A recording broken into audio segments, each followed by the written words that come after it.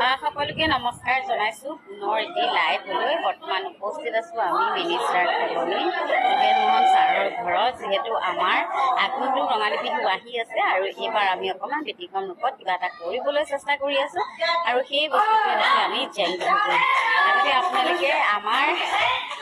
মোক ওচৰৰ পৰা পায় মঞ্চত পায় আৰু এইবাৰ অকণমান ব্যতিক্ৰম ৰূপত পাব ইহঁতে কথা ক'বলৈ নিদিয়ে গোটেইকেইজনীয়ে মোক এইটো ফালে চিঞৰি আছে সেইকাৰণে